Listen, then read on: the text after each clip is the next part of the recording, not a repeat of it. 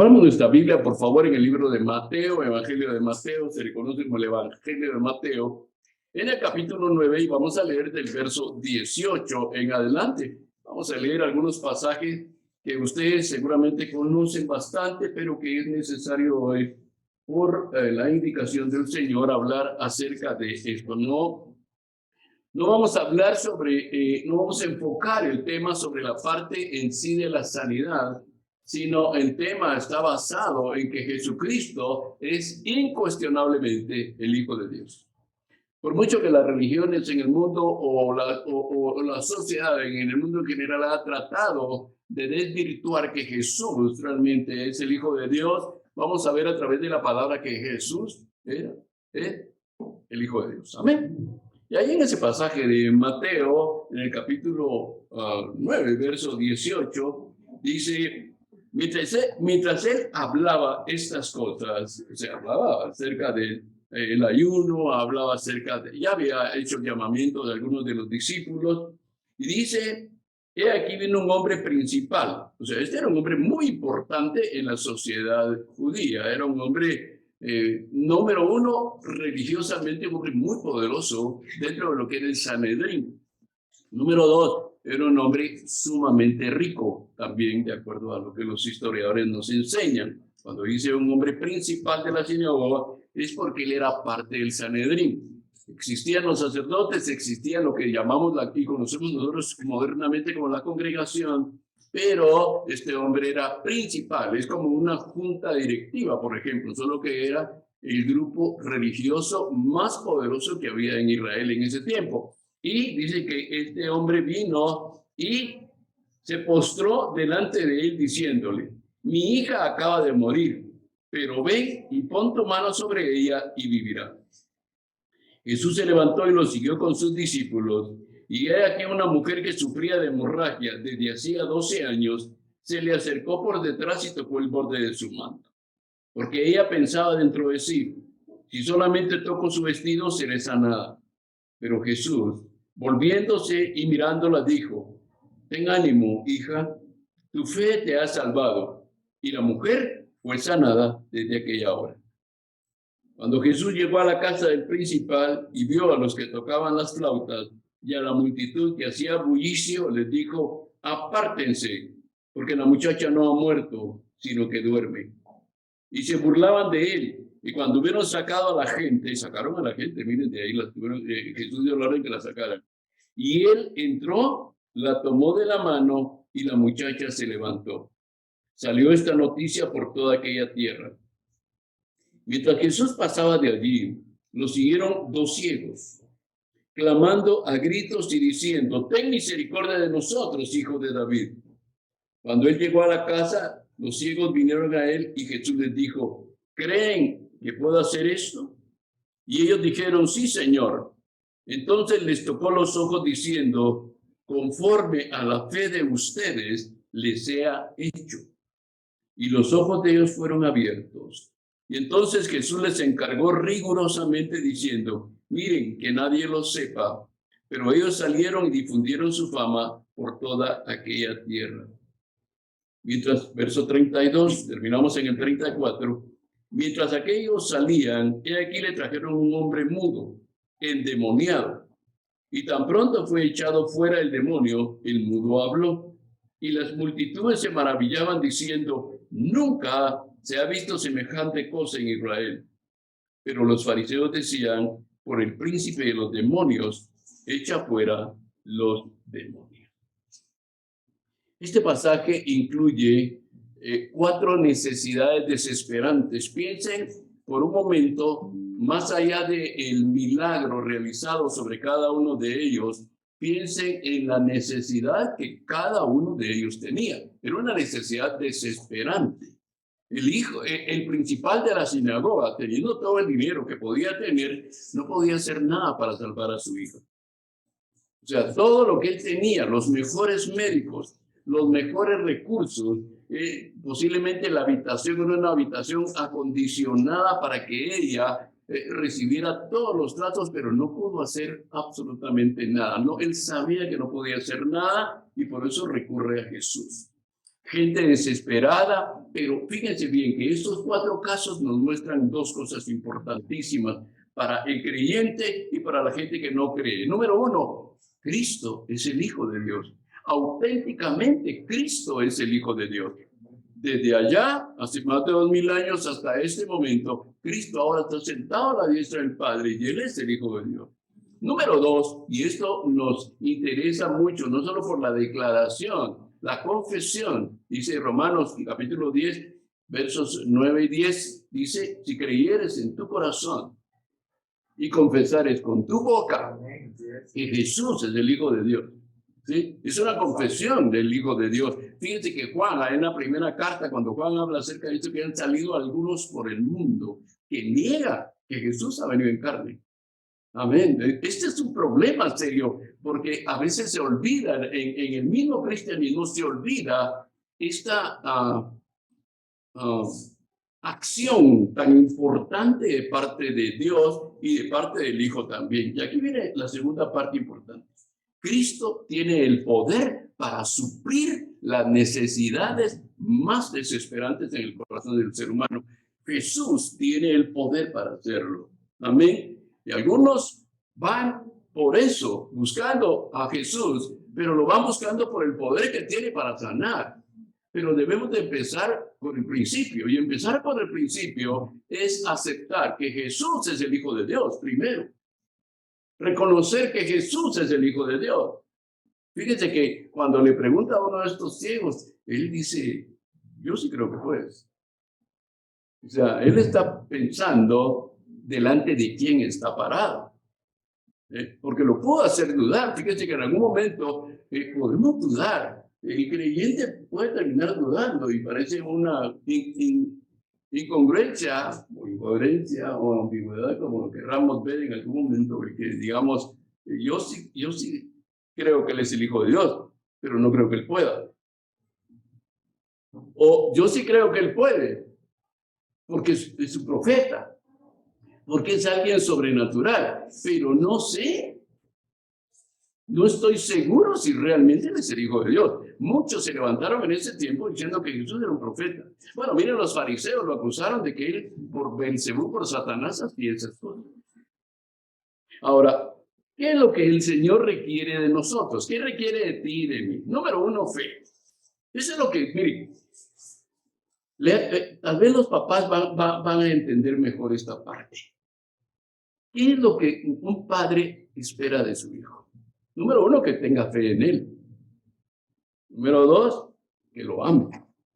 Número 3, que confíe en él. Y número 4, que dependa de él. Un padre que tiene un hijo que cubre esas 4 áreas, tiene una relación profunda y una relación muy estrecha con ese hijo y viceversa, porque hay fe en ese hijo de que su padre puede hacerlo, de que su padre quiere hacerlo. Fíjense que la fe involucra 2 cosas, que puede ese papá hacerlo y que quiere hacerlo. Ese hijo no duda, por eso es que cuando los hijos están pequeños y el papá les ofrece algo que se puede convertir en una gran bendición para el hijo o se puede convertir en una arma de 2 filos para el papá, es decirle algo al hijo porque ese niño lo cree. Y si el papá no le cumple por una razón cualquiera que sea, que ninguna podría tener justificación, por supuesto, pero explicaciones tal vez sí. Y la confianza, ¿verdad? Es lo que el Señor pide de nosotros. Fíjate que el Señor no pide solo fe. Estos 4 casos, ustedes ven y reúnen esto.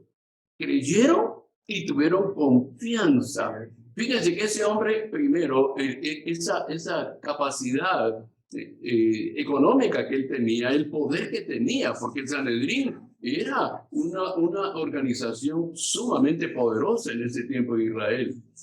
O sea, no solo tenía recursos, sino poder. Pero llega un momento cuando te enfrentas a la muerte en que nada de eso te sirve. Y el problema no es solo que no te sirva lo que tienes para resolver el problema de la muerte. El problema es qué pasa después de la muerte. ¿Qué sigue después de la muerte? ¿Verdad? Algunos dicen, ¿hay vida después de la muerte? Pues Nosotros sabemos todas estas preguntas y cuestionamientos que la gente se hace. La palabra del Señor nos lo dijo a nosotros desde hace años. Ahora, ¿Dios responde a qué? Dios responde a la fe. ¿Sí? Concede cualquier cosa. Fíjense que uno de los pasajes que leemos dice, si lo crees, te será hecho.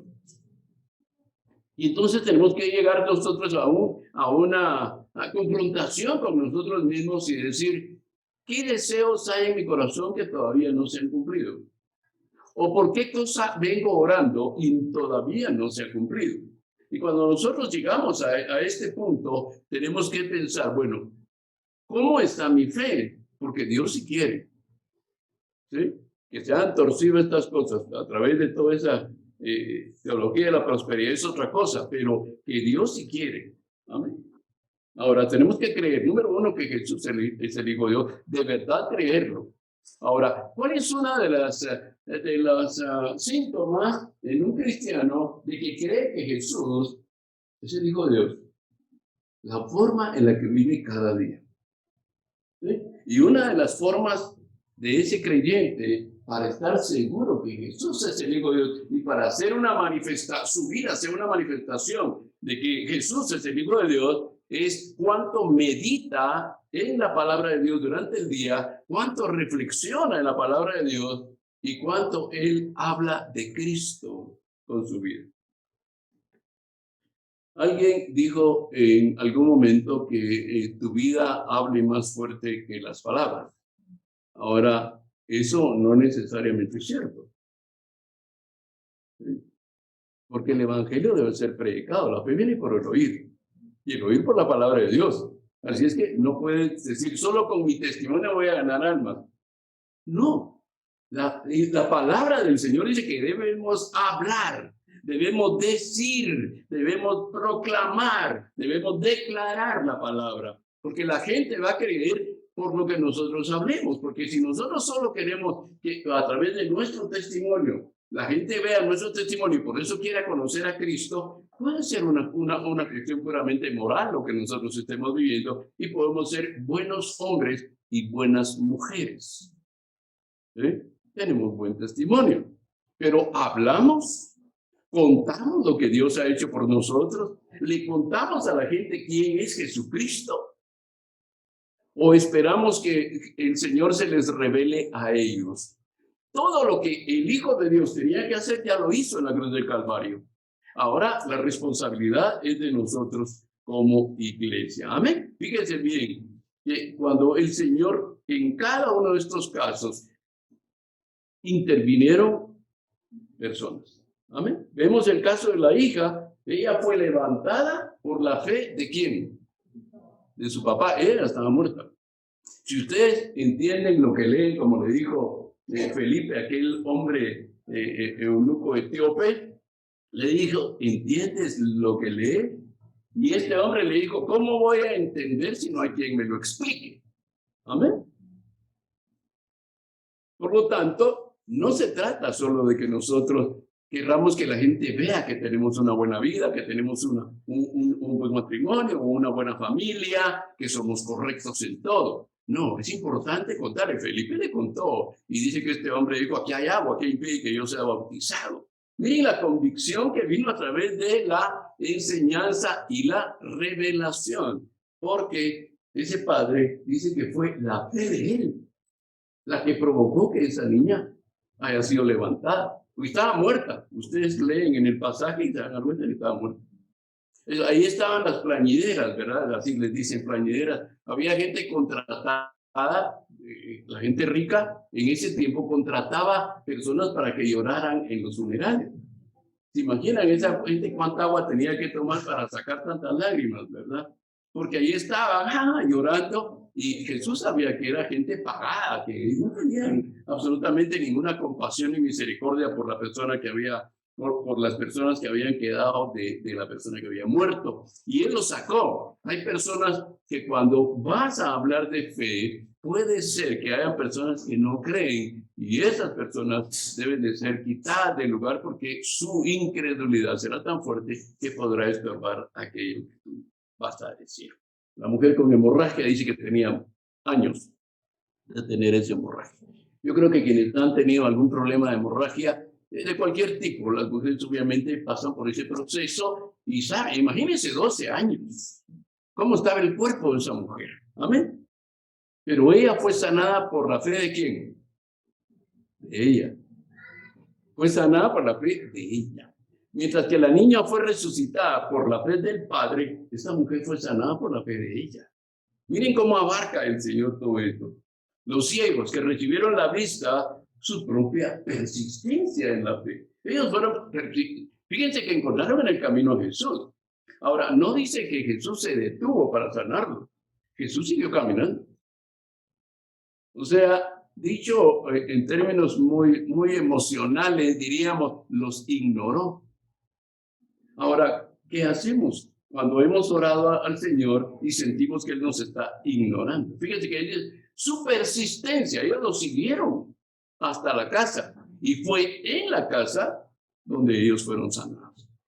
Amén. Esa persistencia. Ahora, póngale atención al principal de la sinagoga.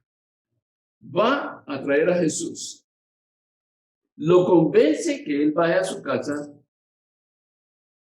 y sane a su hijo. Pero cuando van en el camino se atraviesa una mujer con flujo de sangre y que necesita un milagro. ¿No se han preguntado por qué Jesús se detuvo? Si ya iba para el otro lugar. Y piense por un momento, ¿qué pensó el principal de la sinagoga cuando Jesús se detuvo a sanar a la mujer? Porque no fue así, fue un momento, tiene que haber habido una interacción con ella. Y él, sabiendo que su hija estaba enferma, porque hasta ese momento él no sabía que ella había muerto. ¿Se imaginan? ¿Cuál fue la intención de Jesús? Fortalecer la fe de ese principal, de ese hombre. Él se detuvo para que ese principal viera hasta dónde llega el poder de él para sanar a los enfermos. Situaciones que dice que ya sobre esta mujer con 12 años, con flujo y con esta hemorragia, ella había perdido no solo todos sus bienes, sino había perdido la fe de ser sanada.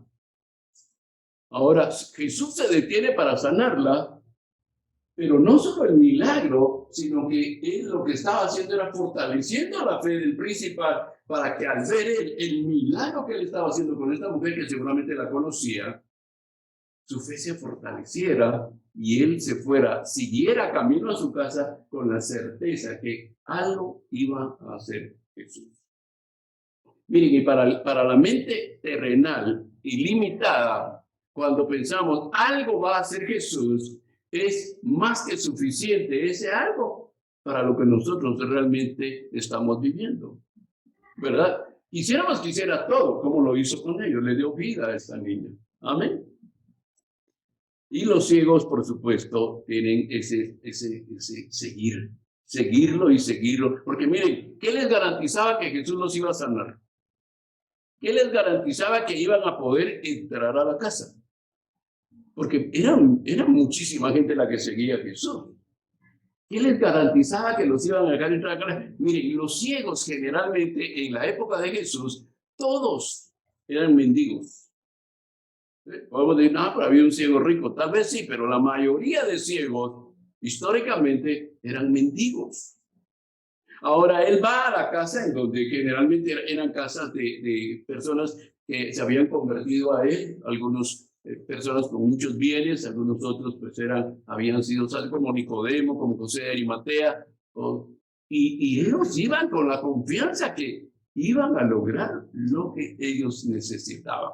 Esto habla a nuestra fe. Ahora, cuando nosotros hacemos nuestras peticiones al Señor, no solo tenemos que empezar sabiendo, creyendo que Jesús es el Hijo de Dios y que pedimos en su nombre, ¿verdad? Se recuerda que él dice, todo lo que pidierais en mi nombre, ¿qué dice? ¿Qué va a pasar? ¿O será hecho? O sea, ¿estaba mintiendo Jesús? No, no estaba mintiendo, estaba llevándonos a nosotros a un límite de fe. Primero para saber si estamos seguros a quién le estamos pidiendo. Porque no es, fíjense que los ciegos no solo tenían clara su petición, sino sabían a quién le estaban pidiendo. Es que eso es importante, que sepas a quién le estás pidiendo. Amén. Tú puedes ir a pedirle un trabajo porque quieres ser ministro de gobernación y quiere ser ministro de finanzas en Guatemala y puedes ir a pedir el trabajo a la persona equivocada. Entonces no vas a obtener el trabajo porque estás yendo al lugar equivocado con la persona equivocada. Ahora, consideremos algunas preguntas al respecto. Número uno, ¿mi petición es buena? Los ciegos querían ver. El principal quería que su hija fuera sanada. La mujer con hemorragia quería ser sanada. Había perdido todo. ¿Me comprenden? O sea, ¿es buena mi petición? Y si ¿es buena para quién? Para mí, pero no para el reino de Dios. No glorifica a Dios el que yo tenga esto, o me voy a apartar cuando ya tenga esto, me voy a apartar del Señor porque ya lo tengo. Con Beatriz, mi esposa, hemos pasado por tantas experiencias en estos años, más de 30 años de estar en el ministerio, y hemos visto casos, ¿verdad? De personas que dicen, pastor, quiero un trabajo, mire que estoy pasando unos problemas, me estoy endeudando y necesito un trabajo. Y hemos orado, y no por nosotros, sino por la misericordia de Dios, porque sabemos que le vamos a pedir y sabemos por qué vamos a pedir lo que vamos a pedir. Ahora, ¿es bueno? ¿Para quién? Primero para el receptor, porque va a poder conocer el poder de Dios. Dos, para el reino de Dios, porque esa persona va a dar testimonio de lo que Dios hizo. Se convierte en un pescador de almas. ¿Sí? O debería de convertirse en un pescador de almas. Estoy tan agradecido que quiero que otros sepan lo que Dios hizo.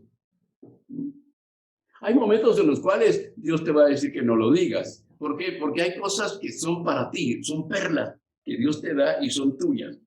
Dios no quiere que lo digas. Mire que cuando él les dijo, no digan, y ellos dijeron, no nos podemos decir, es que no se aguantaron, no, desobedecieron a Jesús.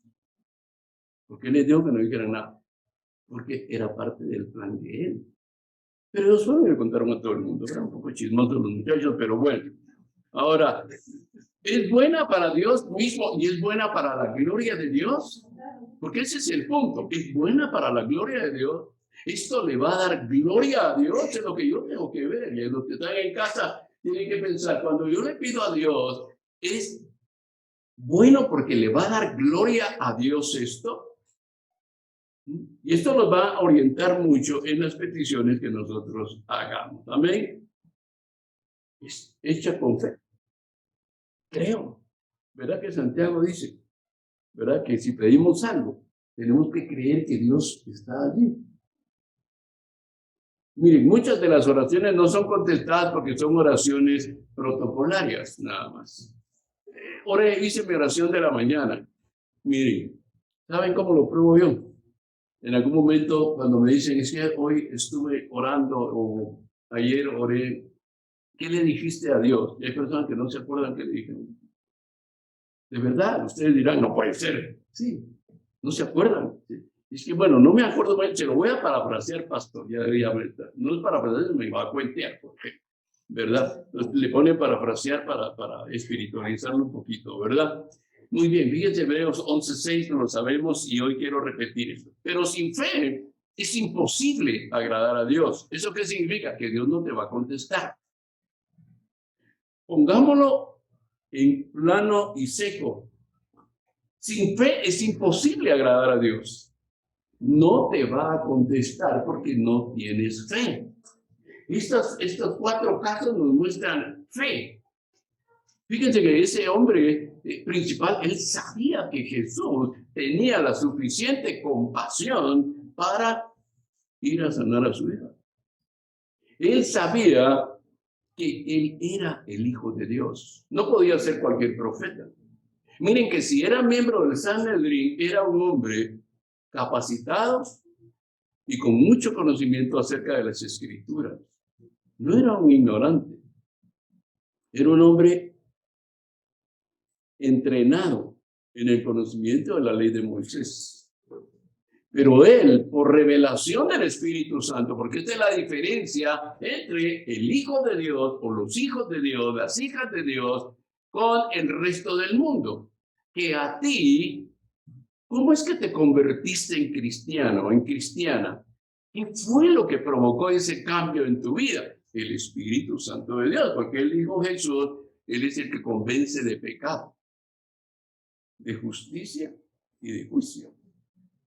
Entonces, ¿por qué estás aquí sentado? ¿Por qué está usted, hermano o hermana, en casa escuchando esta prédica? Porque a usted lo convenció el Espíritu Santo que Jesús es el Hijo de Dios y no hay otro nombre dado a los hombres en que nosotros podamos ser salvos.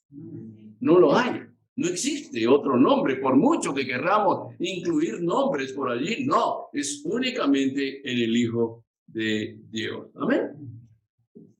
Veamos un poquito por un momento esos versículos 18 y 19 que tienen que ver con el principal de la sinagoga. Dice, mientras él hablaba estas cosas, he aquí vino un hombre principal y se postró delante de él. Fíjense la actitud de él. Postrarse, ¿qué significaba? Que era un hombre de autoridad. Era un hombre, imagínense sus vestiduras, imagínense la ropa que llevaba puesta. La gente que lo conocía y la gente que lo seguía.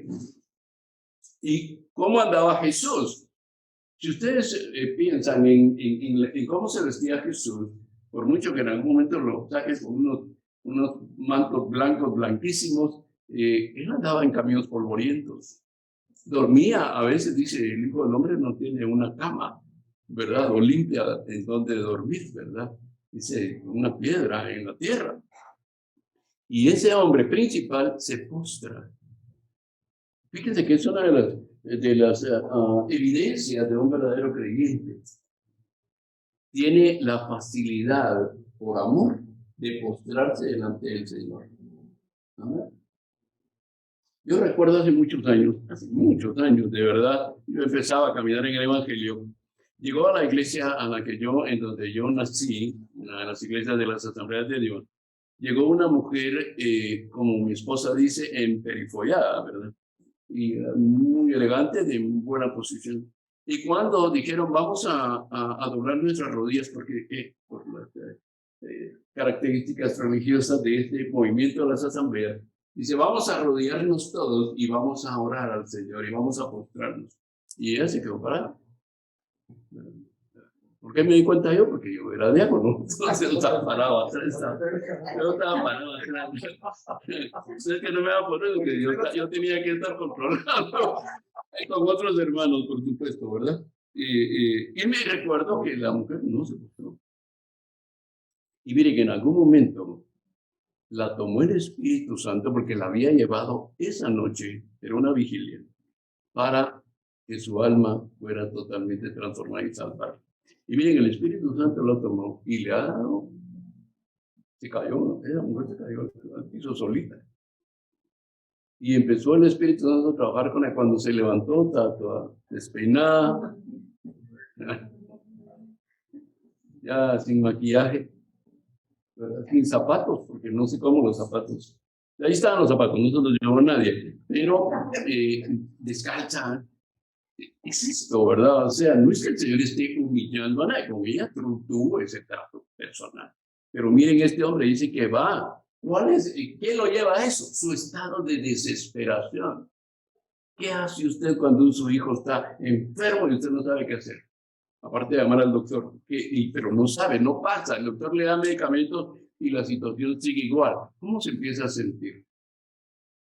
¿Será que dice, no, ya, el doctor hizo lo que tenía que hacer, lo demás lo hace el Señor, estoy confiado, y su hijo o su hija quejándose, gimiendo, y usted dice, no, déjenlo tranquilo, que sí, el Señor está tratando con él. ¿Ah? O se aflige, ¿verdad que sí? Uno se aflige, se turba, se desespera, Señor, por favor, y uno termina postrado, ¿verdad? Señor, por favor, te ruego, Dios. Este hombre llegó así, estaba tan desesperado este hombre. Fíjense que Jesús estaba dando una enseñanza, es decir, si lo vemos en términos muy modernos, Jesús estaba predicando. Estaba predicando y él entró y lo va a interrumpir.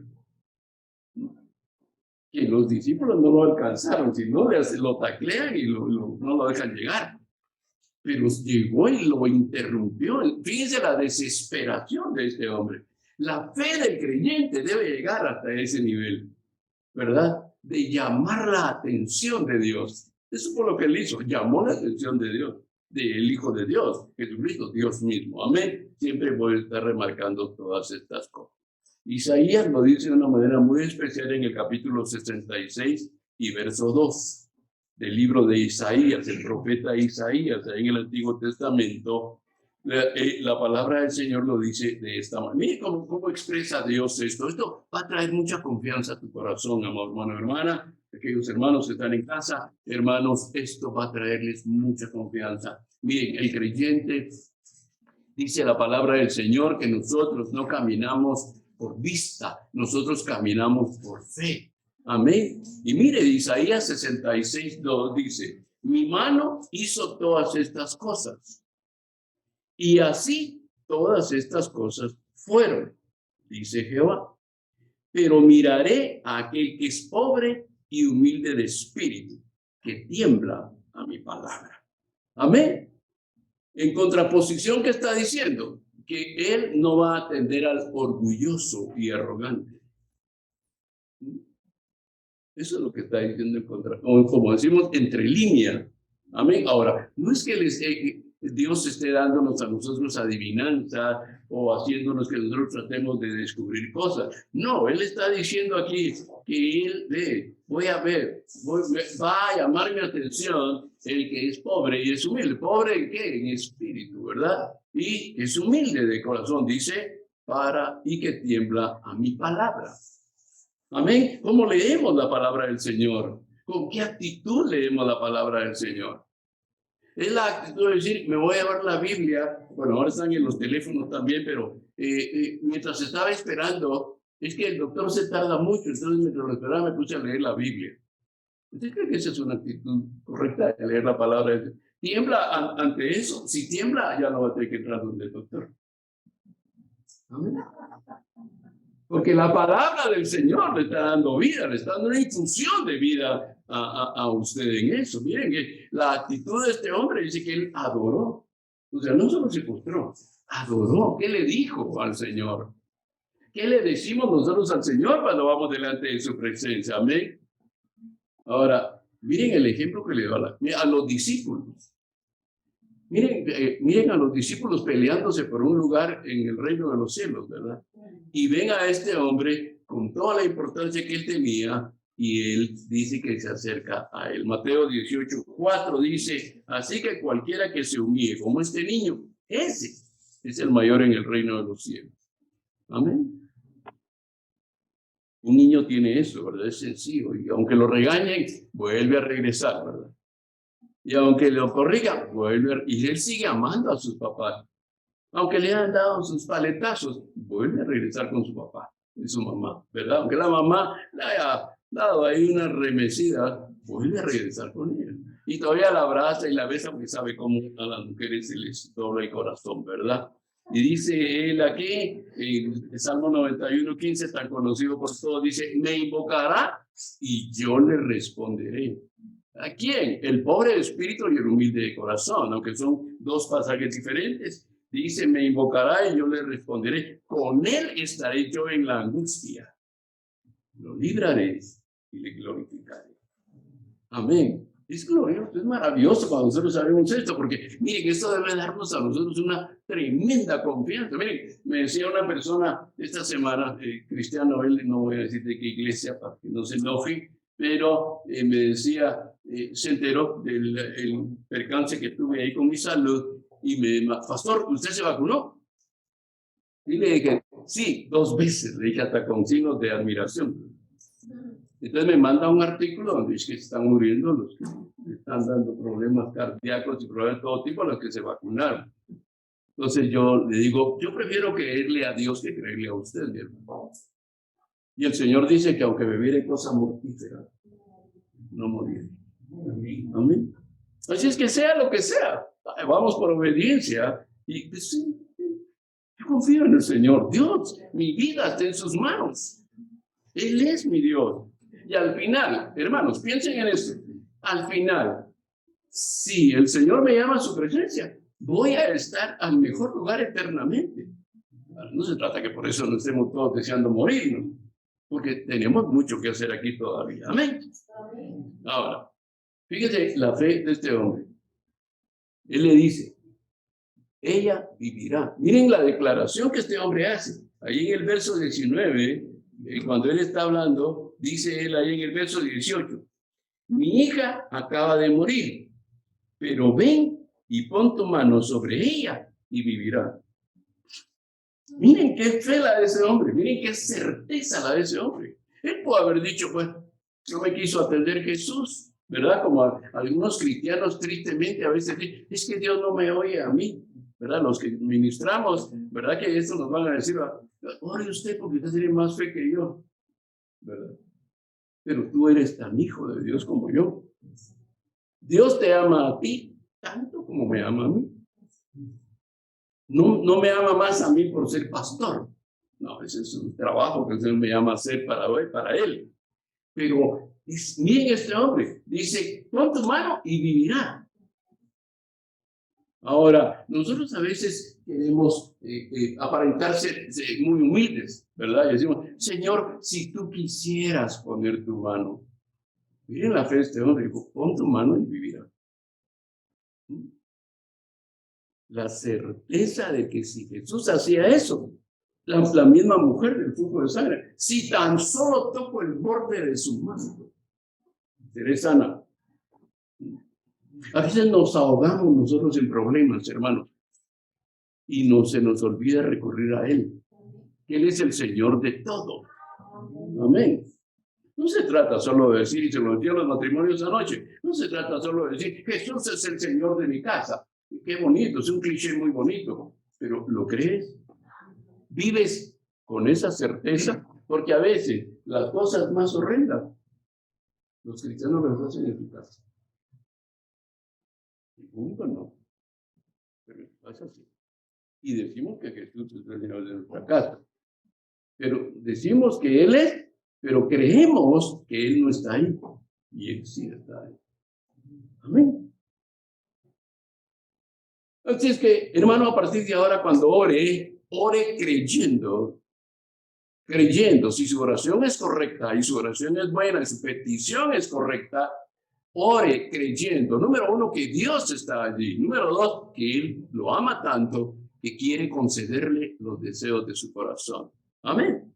Deleítate a sí mismo en el Señor, dice la palabra en Salmo 37, creo que, ¿verdad? Y Él te concederá las peticiones. Deleítate en Él. Amén. Y deleitarse en Él, ¿qué es?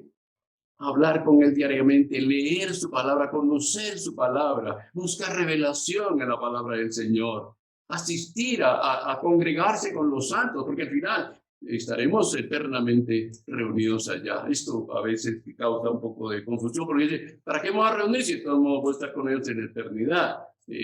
No, la Biblia dice que no debemos de congregarnos. Amén, pero mire que es maravilloso cuando nosotros vemos esto. Juan 14:14 tiene una de las declaraciones que más nos gusta a los creyentes, pero es una declaración que Jesús hizo para los que creen. Ya vieron que en el pasaje, cuando leíamos en el Evangelio de Juan acerca de lo que es en el capítulo 17, estamos hablando de la Santa Cena, recuerden que dice, creen para los que creen, amén. Y ahí dice, si algo pidiereis en mi nombre, yo lo haré. ¿Sabe por qué? Porque Jesucristo está dando por sentado que usted tiene fe. Lo dijo de otra manera también. Él dice, cuando ores, entra a tu habitación y cerrada la puerta, allí en privado, pídele a Dios y Él va a darte en público. Ahora, ¿qué está dando por sentado Jesús? Que tú oras. Que tú oras. Amén. Ustedes podrán decir, pero Él lo sabe todo y sabe que unas veces oro y otras no. No, pero Él dice, cuando ores. Amén. Está diciendo, cuando ores, abre tu corazón. Cuando ores, pide correctamente. Cuando ores, pide para beneficio tuyo del reino y de aquellos por los cuales tú estás orando también. Amén. Vamos a leer un par de versos que tiene que ver con algo más. Dice, y he aquí, una mujer que sufría de hemorragia, verso 20, desde hacía 12 años se le acercó por detrás y tocó el borde de su manto. Porque ella pensaba dentro de sí, si solamente toco su vestido, seré sanada. Pero Jesús, volviéndose y mirándola, dijo, tened ánimo, hija. Y le dice, fíjense lo que hizo. Fíjense lo que hizo. La incorporó a su familia. Miren lo que Jesús hizo. La incorporó a la familia de Dios. Tened ánimo, hija. Jesús no me decía así a todos. Hasta los más pintados religiosos de ese tiempo, Jesús no les dijo hijos, les dijo, ustedes son como sepulcros blanqueados. Y a ella le dice hija. ¿No sería maravilloso poder escuchar eso directamente de la voz? Miren que lo hizo en público. Lo hizo públicamente. La despreciada, ¿sí? La rechaza, porque ella padecía, mire, la ley, el Levítico habla acerca de las mujeres con este problema y tenían que ser separadas del campamento. O sea, esta mujer se metió en contra de las leyes mosaicas. Llegó a Jesús en contra de la ley mosaica. Ella no podía estar ahí. No debía estar ahí. La ley se lo prohibía. Miren todo lo que ella tuvo que superar. Aparte, ¿cuál era la condición física? ¿Por qué tocó el borde de su manto? ¿Dónde estaba ella? ¿Cuál era su postura física? ¿En el suelo? La mujer estaba arrastrándose. No tenía fuerza. Sabía que cualquier golpe que le dieran podía ser fatal para ella. Y ella se fue arrastrando. ¿Cómo identificó el manto de Jesús? Piensen en eso.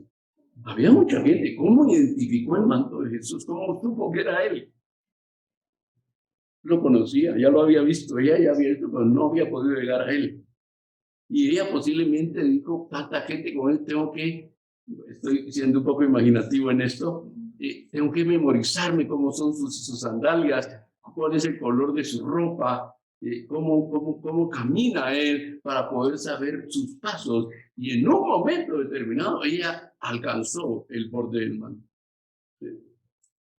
Dice que, miren que llamó la atención de Jesús.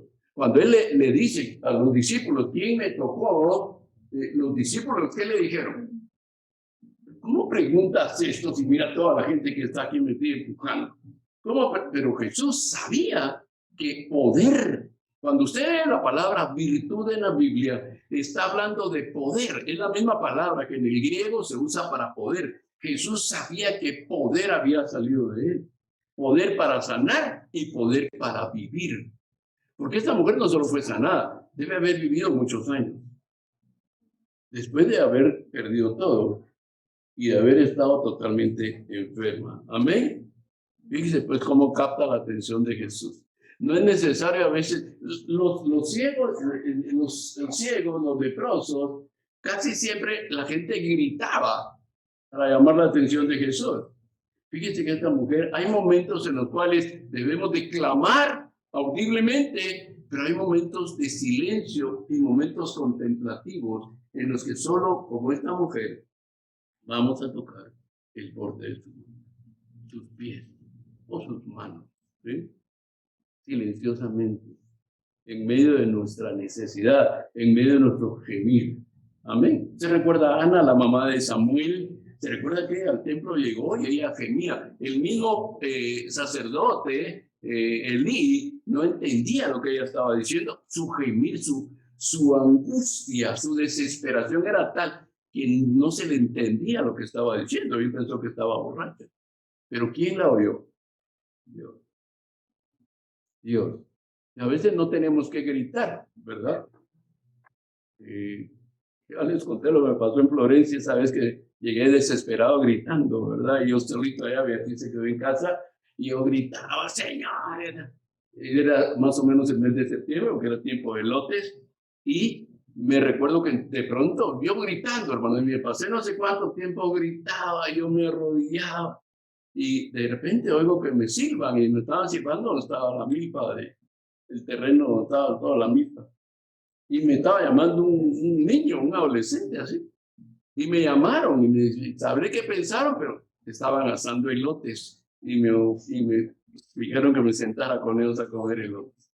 Entonces, a veces gritamos, a veces gemimos, pero a veces son tiempos de silencio. Y esta mujer, miren, no solo fue sanada, sino que fue adoptada. Dejó de ser inmunda y pasó a ser una mujer santificada, limpia, purificada y transformada por el poder de Jesucristo. Amén. Ahora, ese poder que sale del Señor es un poder maravilloso. Verso 23. Cuando llegó Jesús a la casa del principal, vio a los que tocaban las flautas y a la multitud que hacía bullicio. Y les dijo, apártense, porque la muchacha no ha muerto, sino que duerme. Y se burlaban de él. Cuando hubieron sacado a la gente, le entró y la tomó de la mano y la muchacha se levantó. Y salió esta noticia por toda aquella tierra. Ahora, ¿por qué creen que se burlaban? ¿Quiénes se estaban burlando?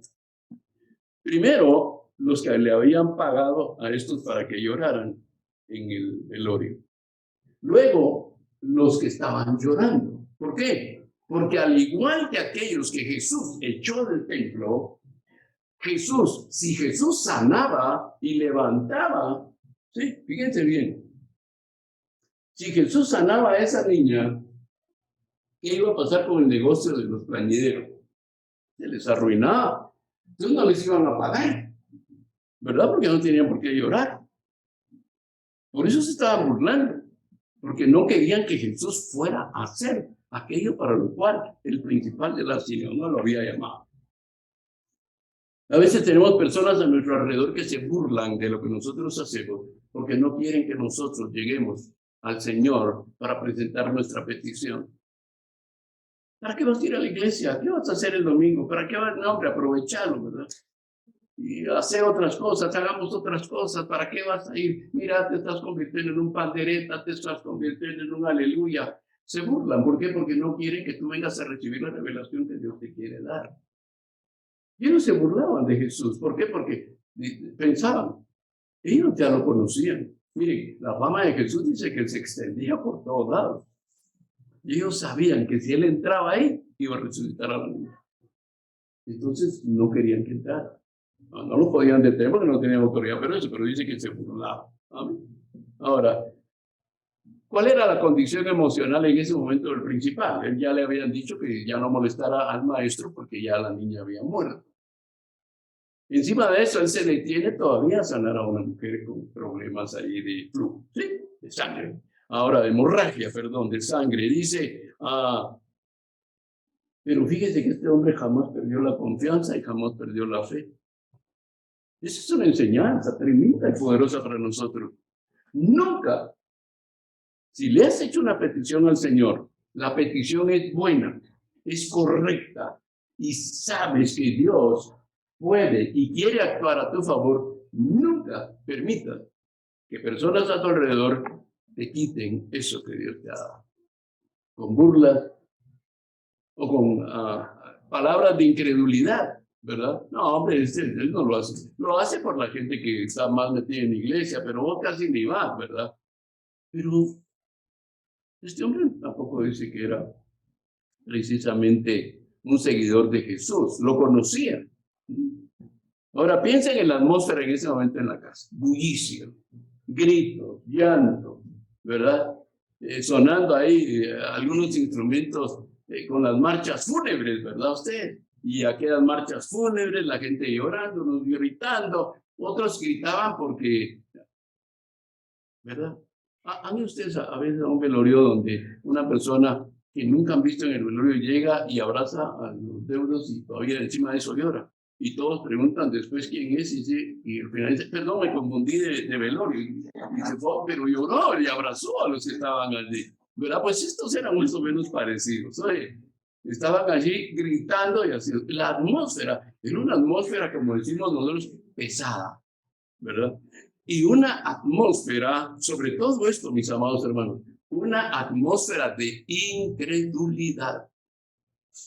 Ahora, cuando nosotros entramos a un lugar donde hay una atmósfera de incredulidad, ¿qué hacemos? ¿Nos salimos o hacemos aquello para lo cual Dios nos mandó? Mire, Jesús no lo cambiaron, ni los gritos que le daban, porque dice que se burlaban. ¿Y cómo creen que era la burla? No eran risitas así de ni risitas, no, se burlaban de él. ¿Y este qué viene a hacer aquí? ¿Y qué va a hacer esto? Miren cómo viene el sucio muchas cosas que nosotros ni siquiera nos imaginamos. Ahora, la Biblia sí dice que la niña estaba muerta, ¿verdad? Porque dice que ellos sabían, miren ahí en el pasaje, dice que ellos sabían que la niña estaba muerta. O sea, aquí no estaba dormida, no, le dio un desmayo, no, estaba muerta. La Biblia enseña que la gente que estaba allí sabía que la niña estaba muerta. Y Jesús va y la toma en la mano y la niña se levanta. Miren el poder, el mismo poder que fluyó en esa niña cuando Jesús le toma la mano, es exactamente el mismo poder que fluyó sobre la mujer con la hemorragia del sangre. Exactamente el mismo. A ella la sana y a ella la levanta, la revive prácticamente de ahí. Ahora, ¿quién es este Cristo? ¿Quién es este Dios? El Hijo de Dios. Si es el Hijo de Dios, es eterno. Y si Él es eterno, está hoy aquí con nosotros. Y Él es suficiente para sanar todas nuestras enfermedades, para suplir nuestra mayor desesperanza. Aún con la desesperación que nosotros tengamos, Jesucristo es suficiente para suplir y para traer paz a nuestro corazón, sabiendo que el que empezó en nosotros la buena obra, la va a perfeccionar cada día. Cada día, mis amados hermanos. Amén. Es glorioso esto. Amén. Fíjense bien cómo entra Jesús. Dice que entró. Siempre va a entrar a todo aquel que le abre. Dice que Jesús entró a la casa porque el dueño de la casa le abrió la puerta. Ahora Jesús dice: he aquí, estoy a la puerta. Si alguno abre, entraré y cenaré con él. Así es que si la relación suya no es una relación correcta con el Señor, hoy le invitamos para que usted rinda nuevamente su corazón al Señor, para que usted le abra su corazón al Hijo de Dios, para que permita que Él sea el que gobierne su vida, para que le permita que Él tome sus problemas en sus manos. No le estoy diciendo que le traslade sus problemas a Dios. Le estoy diciendo que le entregue su vida al Señor, que le abra su corazón a Jesucristo, que permita que Él venga a traerle esa paz que el mundo no le ha podido dar, que le permita a Jesucristo traer esa certeza a su corazón de que Él le ama como ningún ser humano es capaz de amarle. Y quiero invitarle ahí donde está. Su vida cristiana, su caminar cristiano, ha sido un caminar débil, frágil, incierto. Hoy es el momento en el cual el Señor le está hablando, le está diciendo que para Él no hay absolutamente nada imposible, y que es el momento a través del cual usted va a rendirle su corazón al Señor, usted va a abrirle su corazón al Señor, y usted ya con estas evidencias gloriosas que tenemos en la palabra y por la revelación del Espíritu Santo, que el Espíritu Santo está hablándole hoy a su corazón y diciéndole: Jesús es el Hijo de Dios. Más allá de que Jesús es el Señor de mi vida, lo que tenemos que estar completamente seguros es que Jesús es el Hijo de Dios. Y Jesús tiene el poder para resolver esos problemas con los que usted viene cargando desde hace tiempo. Esas enfermedades, dice la palabra del Señor, allá en 2 de Pedro, dice: por la llaga de Jesucristo nosotros hemos sido curados. Amén. Así es que al igual que esta mujer, al igual que esta niña que estaba allí en esa cama ya habiendo muerto, la vida viene únicamente a través de Jesucristo. Podemos hablar de una vida de diferentes formas, pero la verdadera vida, la vida abundante, la vida nueva, la vida eterna, solo es a través de la persona de Jesucristo. Miren que Él dice: levantó a esa niña. Miren lo que dice Mateo 28:18, después de que Jesús manda y está preparando a sus discípulos para decirles: bueno, a ustedes les toca ahora, yo me voy, pero ustedes vayan por todo el mundo y hagan discípulos a todas las naciones, bautizándoles en el nombre del Padre, del Hijo y del Espíritu Santo. Pero un versículo antes Jesús dice lo siguiente: toda potestad me es dada en el cielo y en la tierra. Toda potestad, toda autoridad, todo poder le he dado al Señor. Amén. Y terminemos con los famosos hombres. Allá, cuando dice que cuando él pasaba por ahí, dos ciegos, clamando a gritos. ¿Cómo se imagina usted que eran esos gritos? Que fueran ciegos no significa que fueran mudos, pero entonces dice que gritaban. Gritaban. ¿Se imagina usted? ¿Alguna vez ha ido a un estadio de fútbol?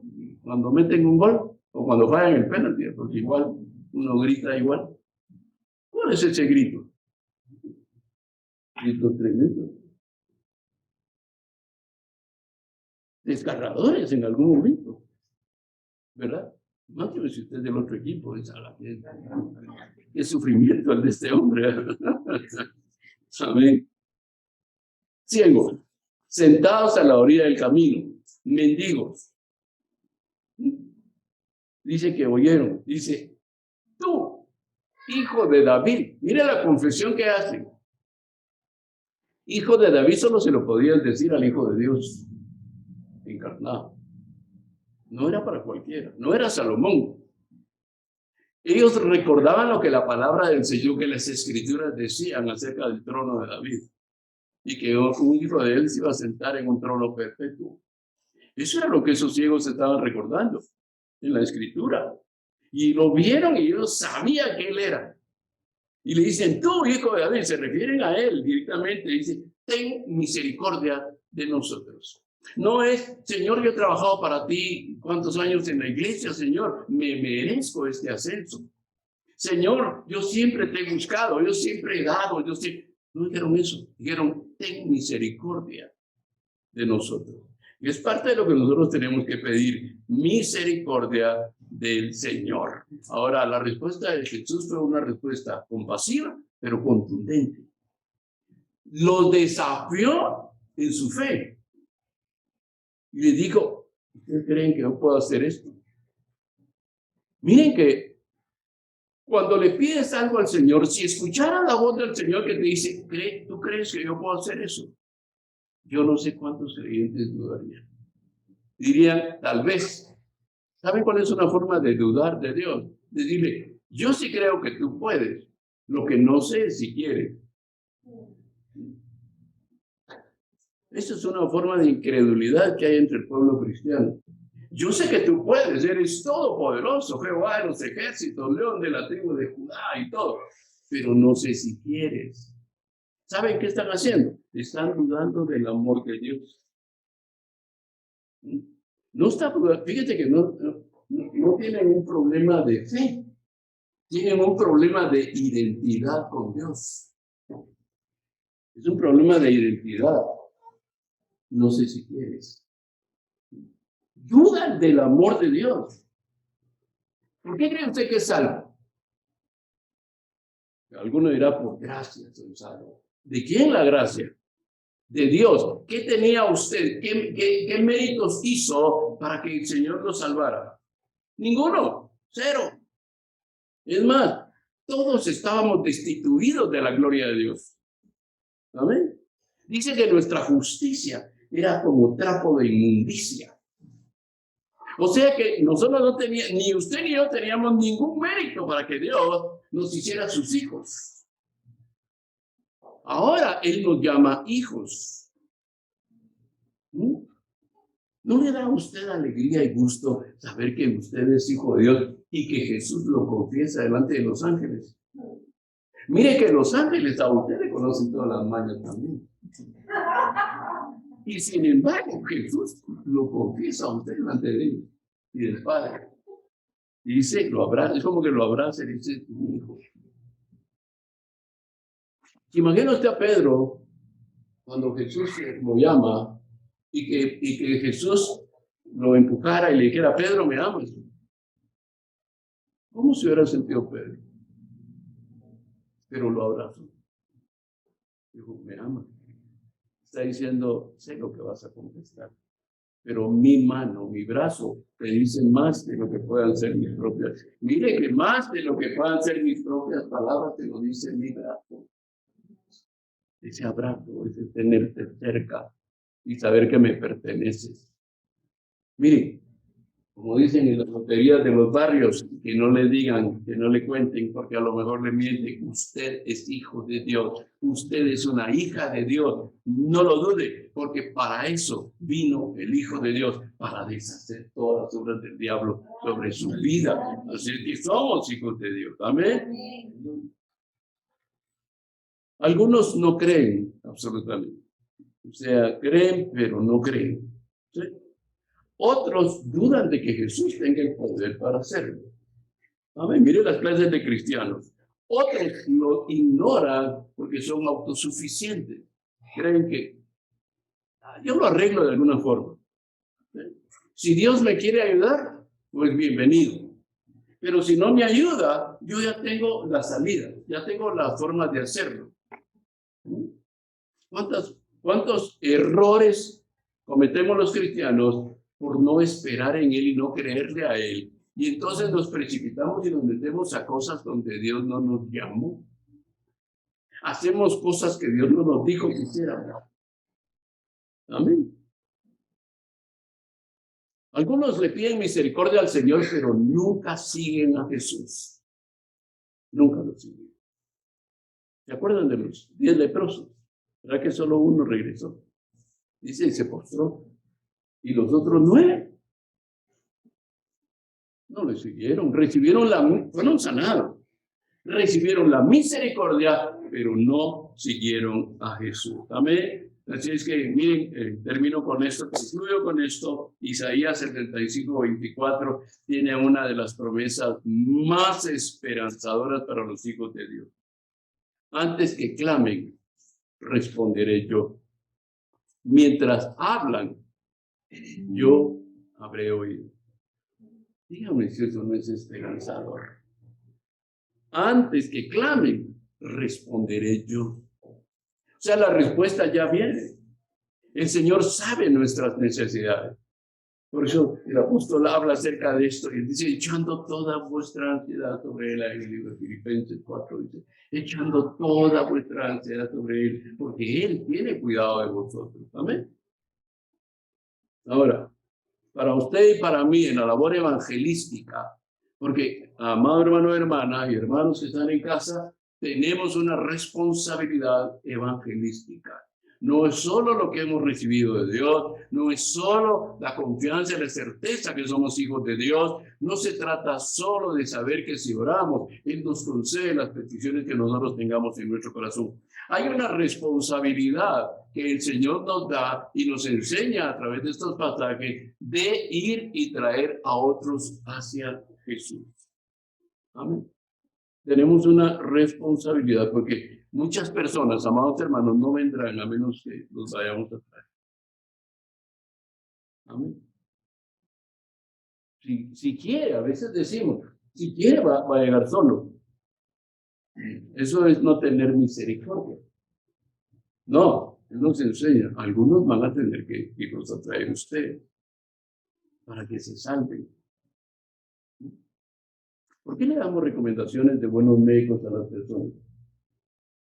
Mire, perdonen mi atrevimiento. Les aseguro que durante la pandemia ustedes le refirieron un buen médico a sus familiares. Y sus familiares siguen perdidos. No son salvos. Pero sí le refirieron un buen médico para que no se muera, para que no se muriera. Pero ¿por qué no le referimos al Salvador del mundo? Para que no se pierda. ¿Sí? Fíjese que él si muere, piense por un momento, si muere, va a estar eternamente condenado. Y usted le pudo haber contado, le pudo haber dicho, le pudo haber traído. Jesús habló acerca de eso. Van a los caminos y traigan a la gente. ¿Verdad? En la parábola de las bodas.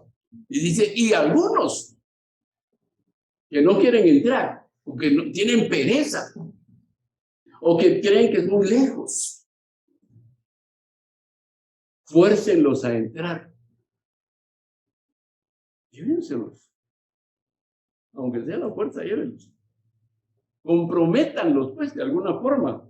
Porque lo que van a escuchar ese día va a traer el arrepentimiento a su corazón y todo aquello que el Señor ha preparado para los que le aman. Amén.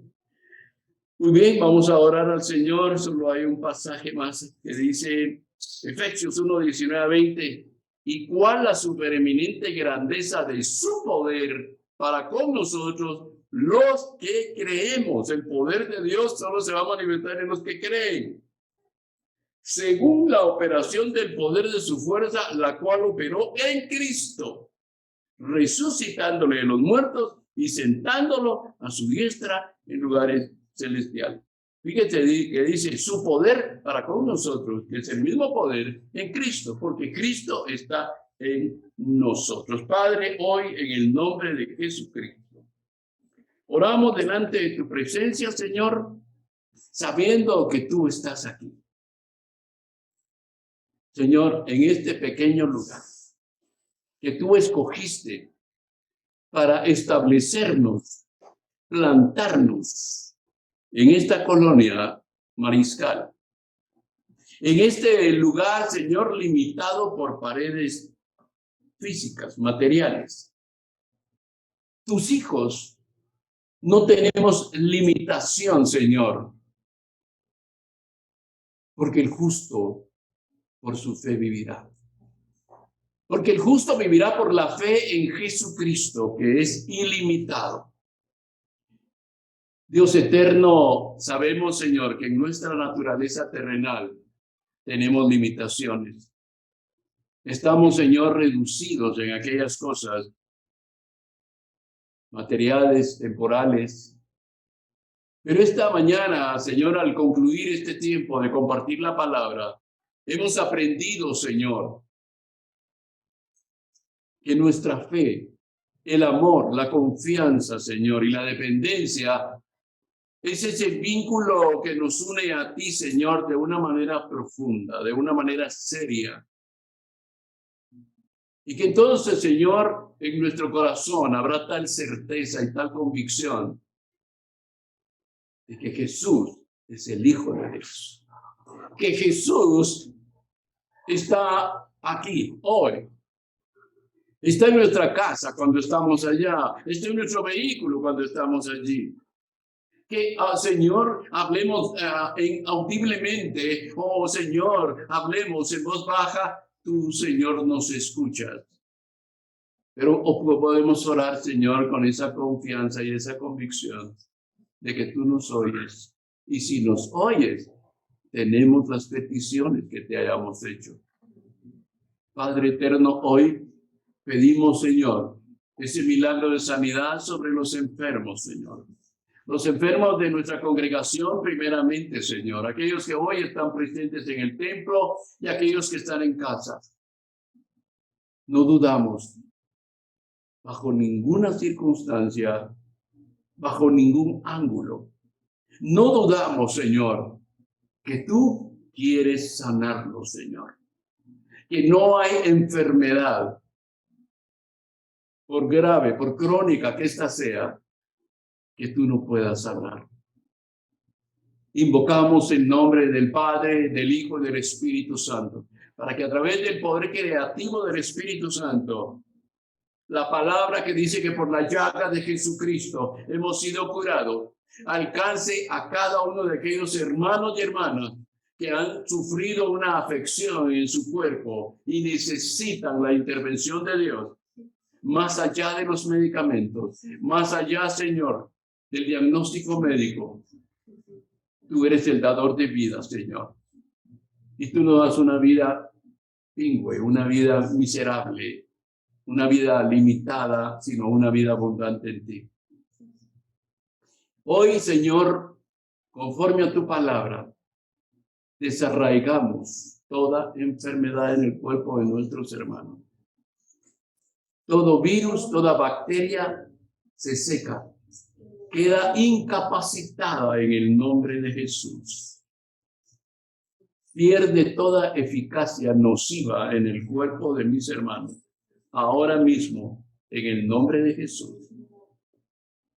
Padre, oramos también por aquellos, Señor, que tienen problemas en su familia, que han perdido la paz, que han perdido la armonía en la familia, aquellos matrimonios que están en conflicto, Señor, que hoy ellos puedan encontrar en ti la paz y puedan volver sus ojos y su corazón a ti, sabiendo, Señor, que tú tienes la respuesta que ellos necesitan para arreglar ese problema matrimonial o familiar, Señor.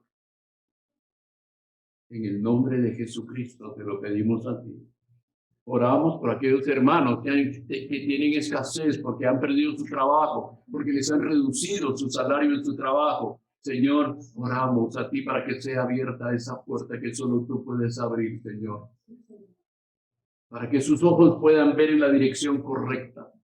Para que su corazón tome la decisión correcta a ese lugar en donde va a ir a pedir trabajo. Y que, Señor, en todo caminen en tu verdad, caminen con la verdad, que amen la verdad, Señor, y que sean celosos, guardadores de tu verdad, Señor. Y tú, Señor, tú, Padre, has dicho tu palabra, conforme, Señor, a lo que aquel rey declaró. Joven fui y he envejecido, y no he visto justo desamparado, ni su simiente que mendigue pan. Te adoramos a ti, Señor, y te exaltamos hoy. Y aquellos que hoy están entregando su vida a ti, aquellos que están reconciliando contigo, Señor, fortalécelos para que nunca, nunca se aparten de tus caminos, Señor. Para la gloria del nombre de Jesucristo, nuestro Señor y Salvador. Amén y amén.